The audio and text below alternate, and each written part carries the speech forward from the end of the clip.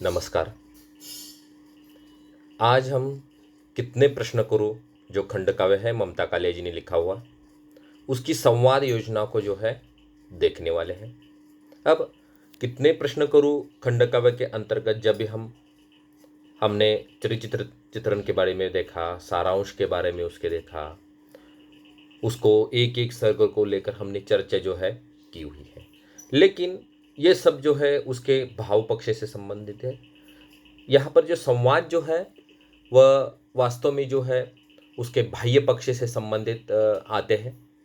अब कोई भी विधा हो, जैसे नाटक हो, उपन्यास हो, कहानी हो, खंडकाव्य हो, महाकाव्य हो, तो उसके अंतर्गत संवाद योजना जो है अत्यंत महत्वपूर्ण होती है। क्योंकि संवाद जो है उसमें चित्रित जो कथा होती है उसको गति देने में जो है संवाद महत्वपूर्ण भूमिका निभाते हैं।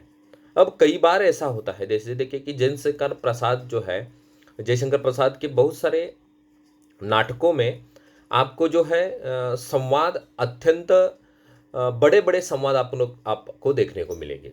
तो इसका परिणाम जो है उस रचना के पठनीयता और संप्रेषणीयता के ऊपर गंभीर रूप से होता हुआ दिखाई देता है। यदि बड़े बड़े संवाद यदि आप पढ़ते हैं, जैसे अब देखिए किसी भी व्यक्ति की लंबी चौड़ी बातें आप जब भी सुनते हैं तो हम जो है ऊब जाते हैं, आप ऊब जाते हैं।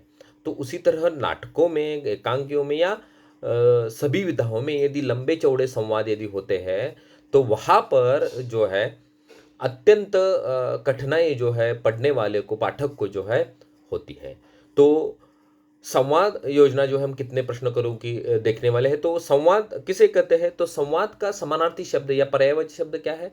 तो वार्तालाप। किसी भी एक व्यक्ति का या एक दो तीन व्यक्ति मिलकर जब भी बातें करते हैं या वो सार्थक बातें होती जो संवाद होते हैं, तो मनुष्य एक दूसरे के संवाद के माध्यम से ही अपना जीवन यापन करता है। तो इस खंड काव्य के अंतर्गत जो है कितने प्रश्न करूं खंड काव्य के अंतर्गत जो है महत्वपूर्ण संवाद जो है यहाँ पर हमें देखने को मिलते हैं। तो यहाँ पर संवाद किस तरह से आए हैं, संवादों का चित्रण किस प्रकार से हुआ है। तो कितने प्रश्न करूं खंड काव्य के अंतर्गत संवाद जो है, भावुक संवाद आपको देखने को मिलेंगे, आकर्षक संवाद, रोचक संवाद आपको देखने को मिलेंगे, कथा को गति प्रदान करने में जो है महत्वपूर्ण भूमिका निभाते हुए संवाद आपको दिखाई देंगे। उसके साथ साथ जो है किसी भी बात का वर्णन जो है कम शब्दों में करने के लिए उपयुक्त ऐसे संवाद जो है आपको यहाँ पर देखने को मिलेंगे। तो इसमें जो है आपको संवाद रचना जो है या संवाद योजना जो है बहुत ही अच्छे ढंग से की हुई दिखाई देती है, जो प्रभावशाली है और कथानक को आगे बढ़ाने में इसका उपयोग होता है। तो संवाद किन किन पात्रों के में थे? तो सीता और लक्ष्मण का संवाद है, राम और विद्वत समाज जिनका संबंध है संवाद है, वाल्मीकि तथा सीता का संवाद है, लव तथा कुश के बीच घटित होते हुए घटनाओं के अनेक संवाद है। तो इन संवादों के प्रयोग से अभिव्यक्ति में गहरी जो है क्षिप्रता आती हुई हमें दिखाई देती है।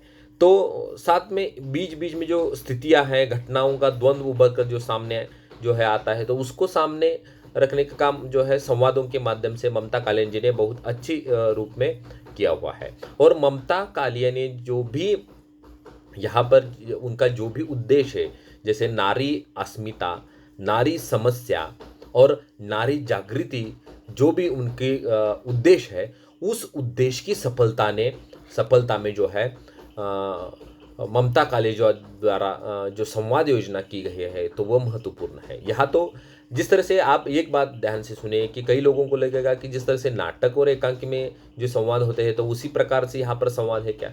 तो उसी प्रकार से संवाद जो है यहाँ पर नहीं है, लेकिन संवादों का प्रयोग जो है यहाँ पर हो चुका है। जैसे देखिए कि कथा को गतिमान करने में किस तरह से संवाद उपयुक्त होते हैं। जैसे हनुमान सीता को मिलने लंका पहुंचते हैं, तो ये तो सभी को मालूम कि हनुमान जो है सीता को लेने के लिए या सीता को राम का संदेश सुनाने के लिए जो है लंका में चले जाते हैं और वहाँ पर जो है उनकी चर्चा चलती रहती है। तो उसके कारण जो है कथा जो है गतिमय बनती है। तो यहाँ पर देखिए कि हनुमान और सीता का संवाद जो है यहाँ पर चित्रित हुआ है, जो कथा को आगे बढ़ाने में या कथा को गति प्रदान करने में अत्यंत महत्वपूर्ण है। जैसे देखिए कि बोले कपीश, वे विस्तृत सुप्रबंध कार्य में रत है, नर वानर सब मिलजुल कर केवल इस ओर प्रवृत्त है। यानी सभी नर वानर या राजा राम जो है आपको लेने के लिए या रावण से युद्ध करने के लिए तैयार है। तो ये सारी बातें जो है, सबका वर्णन तो कवयित्री जो है यहाँ पर कर नहीं सकती है, क्योंकि ये तो कोई राम की कथा तो बताना उद्देश्य नहीं है। राम के आदर्श चरित्र की प्रतिष्ठापना करना इस खंड काव्य का उद्देश्य तो है ही नहीं। नारी अस्मिता को चित्रित करना है तो कम से कम शब्दों में इसका यदि चित्रांकन करना है तो इसके लिए संवाद जो है अत्यंत महत्वपूर्ण है। तो यहाँ पर हम गतिमय संवाद यहाँ पर देख सकते हैं। उसके साथ साथ आप निर्वासन सर्ग को यदि देखते हैं तो निर्वासन सर्ग के अंतर्गत जो है संवाद बेहद प्रभावी और दिखाई हमें देते हैं कि जैसे देखिए कि और वो भावुक संवाद भी है कि भाभी तुमको भैया ने वनवास दिया फिर से क्यों। यानी यहाँ पर प्रत्यक्ष या अप्रत्यक्ष रूप में सीता को ये बताया जा रहा है कि आपको निर्वासित कर दिया गया है, लेकिन एक अलग रूप में यहाँ पर जो है प्रश्न उठाते, कौन प्रश्न उठाते हैं या कौन प्रश्न करते हैं कि लक्ष्मण प्रश्न करते हैं अपने संवाद के माध्यम से कि भाभी तुमको भैया ने वनवास दिया है फिर से क्यों। तो सीता उसका उत्तर क्या देती है, जो योग्य नहीं है मेरे सुनने को करी न बाधित। यानी मेरे लिए जो उचित नहीं है वह सुनने के लिए मुझे आप बाधित मत करो। उसके साथ साथ जो है देखिए कि जब लव और कुश को पता चलता है कि उनके पिता अयोध्या के राजा राम है, तो वो यह सुनकर लव जो है या कुश जो है अत्यंत क्रोधित हो जाते। क्या यह अन्याय नहीं है, माँ मेरी वन में रहती वे बेटे महलों में है। यानी मेरी माता यहाँ पर आश्रम में वन में अत्यंत कठिनाई से जीवन यापन कर रही है और वहाँ पर मेरे पिता जो कहे जाने वाले वह जो है अत्यंत सुख सुविधाओं के यहाँ महलों में अपना जीवन बिता रहे हैं। यानी यहाँ पर जो भी प्रश्न उठाए गए हैं वह संवादों के माध्यम से जो है उठाए गए हैं, या आपको अत्यंत रोचक संवाद जो है या आकर्षक संवाद जो है आपको वाल्मीकि और सीता के बीच में भी आपको वो संवाद जो है देखने को मिलेंगे। ज़्यादातर तौर पर इसमें सीता के मन का चित्रण या सीता की भावनाओं का चित्रण होने के कारण जो है सीता के माध्यम से जो है एक पात्र के माध्यम से ही बहुत सारी बातें यहाँ पर चित्रित की गई है। प्रत्यक्ष रूप में से डायरेक्ट रूप में से संवाद जो है आपको ज़्यादातर तौर पर देखने को नहीं मिलेंगे, लेकिन कथा को आगे बढ़ाने में, कथा को गति प्रदान करने में, कथा का विकास करने में जो है ये संवाद जो है बहुत ही महत्वपूर्ण है। और इसमें जितने भी संवाद आपको मिलेंगे वह अत्यंत सरल है, यानी सरलता भी इसका एक गुण आपको दिखाई देता है। यानी इन संवादों को कोई भी पढ़ेगा तो वो उसको रुचि कर लेगा और वो समझ भी लेगा। जैसे भाभी तुमको भैया ने वनवास दिया फिर से क्यों, ये तो इसमें कठिन शब्दों का भी प्रयोग नहीं, तो संवाद अत्यंत सरल है। उसके साथ साथ जो है संवादों में संक्षिप्तता का गुण भी आपको दिखाई देता है। आकर्षकता तो है ही, लेकिन साथ में संक्षिप्तता भी है। यानी यहाँ पर ममता कालिंदी ने जो है एक बात ध्यान में रखी है कि संवाद जो है लंबे चौड़े न हो जाए। यदि लंबे चौड़े संवाद हो जाते तो यहाँ पर जो ममता कालिया जी का जो उद्देश्य है वह बहुत ही दूर रह जाता। लेकिन यहाँ पर ममता कालिंदी जी ने जो है उस बातों को जो है ध्यान में रखते हुए संवादों को संक्षिप्त रूप में प्रस्तुत करने की कोशिश बहुत अच्छी की है। जैसे देखिए कि क्या यह अन्याय नहीं है, माँ मेरी वन में रहती वे बेटे महलों में है। यानी यहाँ पर जो है उनको जो कुछ कहना है लव को, वो अत्यंत संक्षिप्त उनके संवाद जो है यहाँ पर चित्रित किए गए हैं।